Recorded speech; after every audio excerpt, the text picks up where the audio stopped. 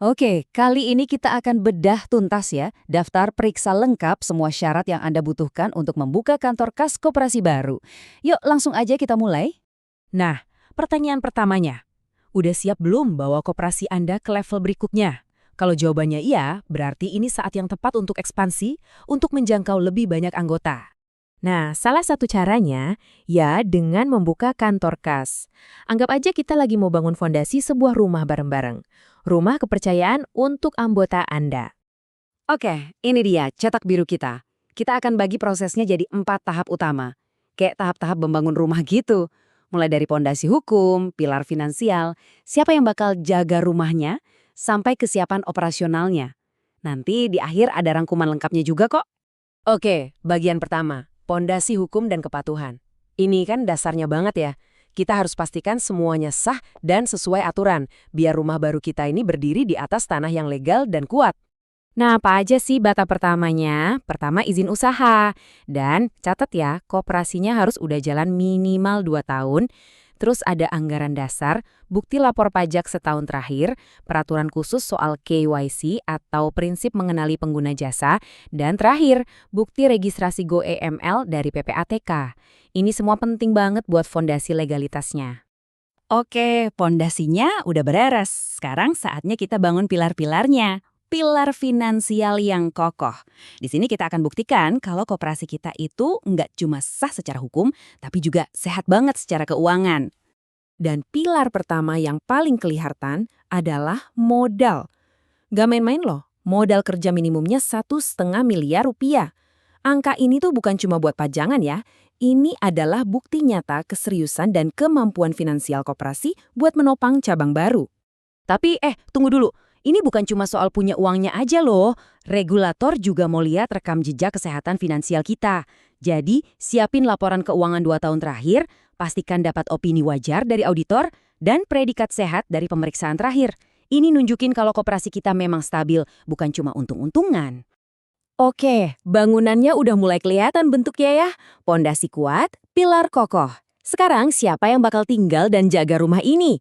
Nah, disinilah integritas tim pengurus jadi kuncinya. Kita harus pastikan koperasi ada di tangan yang tepat.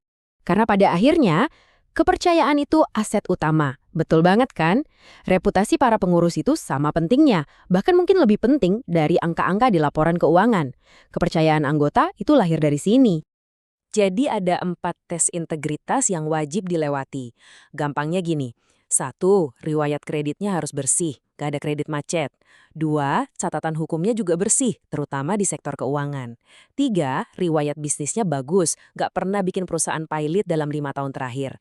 Dan yang keempat, tentu aja harus lulus uji kelayakan dan kepatutan atau fit and proper test. Ini saringan ketat biar koperasi kita aman. Nah, sekarang kita sampai di tahap akhir pembangunan, kesiapan operasional. Rumahnya udah mau jadi nih. Sekarang kita siapkan perabotan dan segala sesuatunya biar siap huni. Siap buka pintu buat anggota. Untuk kesiapan ini, ada 2 sisi yang harus diperhatikan. Sisi rencana dan sisi bukti nyata. Rencananya itu ya kayak gimana rencana kerja setahun ke depan, gimana strategi menghimpun dan menyalurkan dananya. Nah, bukti nyatanya lebih kelihatan. Ada bukti kepemilikan atau sewa kantornya, udah ada papan nama dan sarana kerjanya, sampai daftar nama calon pimpinan dan karyawannya juga udah siap. Oh iya, ada 2 syarat tambahan yang seringkali terlewat, tapi penting banget. Pertama, di lokasi baru itu harus udah ada minimal 25 anggota. Jadi, kita nggak mulai dari nol. Kedua, calon kepala kantor kasnya wajib punya sertifikat kompetensi. Ini biar dari hari pertama, layanannya langsung profesional dan dipimpin oleh orang yang tepat.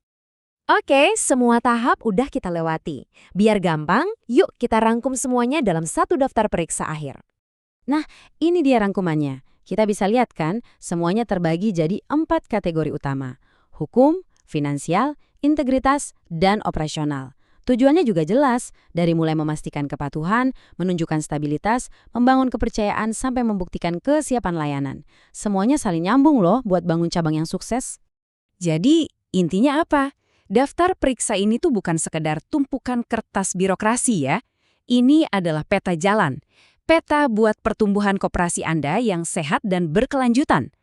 Sekarang pertanyaannya kembali ke Anda. Dengan fondasi sekuat ini, kira-kira kemana lagi koperasi Anda akan melangkah?